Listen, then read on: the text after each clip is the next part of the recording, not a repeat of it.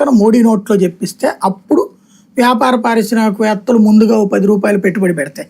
హైదరాబాద్లో 100 కోట్లు ఉన్నాడు, ఇక్కడ 10 కోట్లను పెట్టుబడి పెడితే ఇక్కడ ఒక ఊపు వస్తుంది కదా. రెండో పాయింట్ ఏంటంటే మోడీని అడ్డు పెడితే, మోడీని ముందు కూర్చోబెడితే ఇక్కడ ఈ ఇన్వెస్టర్లు ఎవరైతే అదే దాన్ని ఏమంటారు, ఈయన చుట్టూ ఉన్నటువంటి టీం ఎవరైతే ఉంటారో వాళ్ళందరూ సంతృప్తి పడతారు. ఎన్ఆర్ఐ వాళ్ళందరినీ సంతృప్తి పరచడం.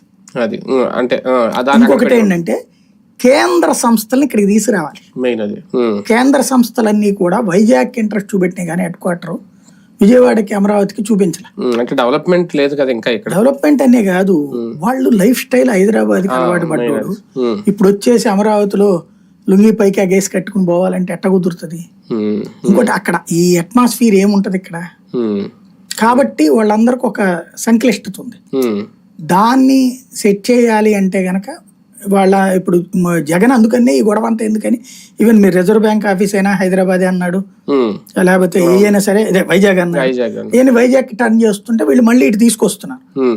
ఇప్పుడు మొదట్లో ఎట్లయితే ప్రభుత్వ ఉద్యోగులు హైదరాబాద్ నుంచి రావడానికి ఇష్టం లేక చాలా రోజుల పాటు అక్కడే ఉండి నడిచారు కదా, చివరికి బలవంత పెట్టి తేవాల్సి వచ్చింది. తీసుకొచ్చినందుకు కోపం వచ్చింది ప్రభుత్వం మీద వాళ్ళకి. రేపు వీళ్ళ కోపం రాకుండా ఉండాలి, మోడీ మీదకి దోసేయాలి. కేంద్ర ప్రభుత్వ సంస్థలన్నీ ఇక్కడికి వచ్చేస్తే ముందు ఇప్పటికిప్పుడు ఎగబడిపోయి సాఫ్ట్వేర్ కంపెనీలు